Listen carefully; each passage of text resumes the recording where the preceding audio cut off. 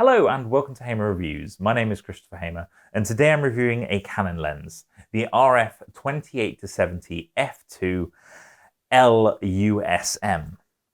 Now this lens is really interesting, and when I was picking lenses to review with the R5 I saw this and thought, yeah, I've read a lot about the 28-70 and I'm pretty sure it's pointless, so may as well prove my point.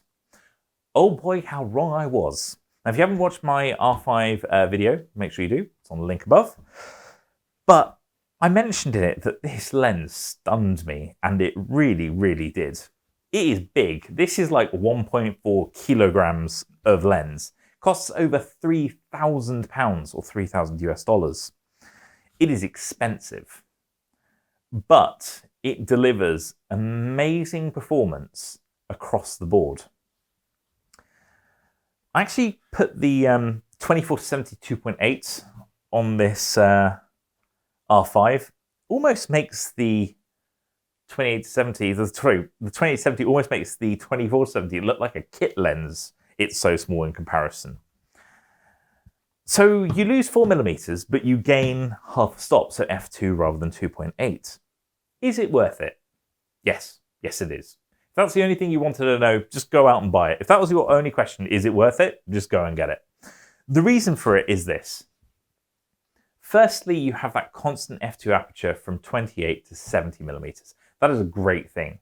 That means that if you're shooting in low light, it is an amazing lens to have because it means you can change your ISO down a bit, get better quality, or indeed just get a brighter image where you wouldn't have been able to.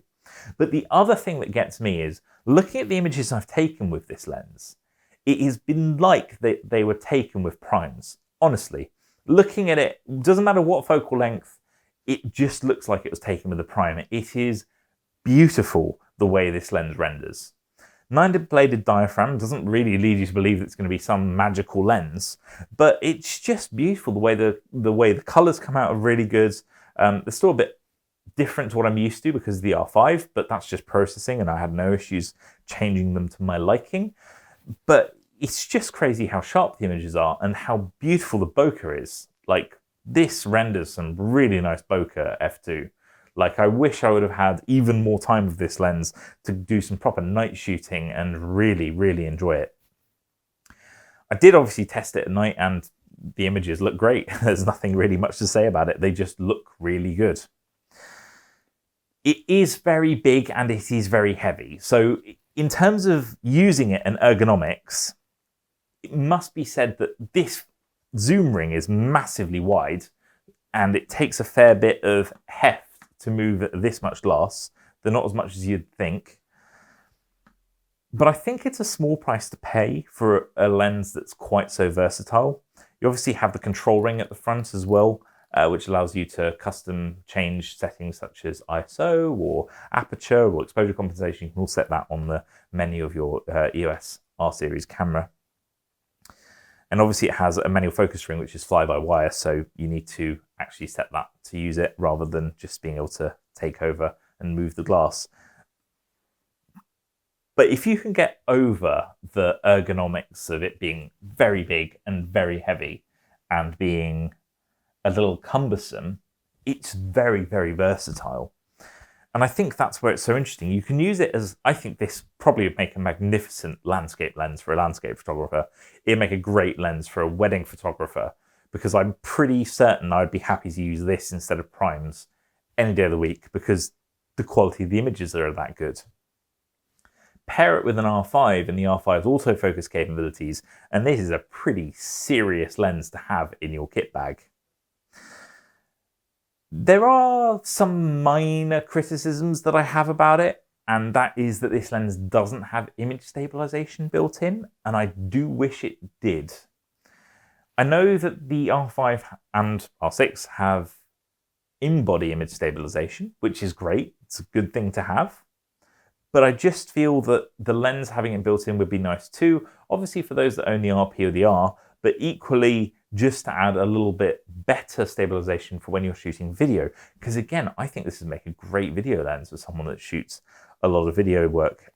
It's sort of a good wide range of focal length, gives you a lot of flexibility, but equally the image quality is great and it renders so nicely. It's quite difficult to find something wrong with this, other than it's big, heavy, and it's super expensive. £3,000 plus for this style lens is a lot, and there's no two ways about it. So I'm not sure if personally, if I had the R5, if I could afford this, because it is that expensive. But equally in my head, I'm saying, well, I probably wouldn't buy the primes that I have, and if I didn't do that, then maybe you could justify it. Obviously, it's not a great travel lens because it's super heavy and super big and not very easy to take with you. But for every other situation, I do think that it's pretty much a winner, to be honest. I wish there was more I could say about it, but there's nothing I really found wrong with it. All the images look great. The lens itself looks good too. It works really well. The autofocus is fast. The autofocus is really fast, actually. That's another thing worth mentioning. The autofocus is very, very fast. So the actual motors in this must be pretty hefty. You can hear them, but it's nothing too loud. I don't think it would disturb you when you're taking video, which is good. And overall, yeah, it's great. So if you're a Canon EOS R5 or R6 user, or indeed RP or R, and you're considering the lens, I'd go for it if I were you. There's nothing wrong with it.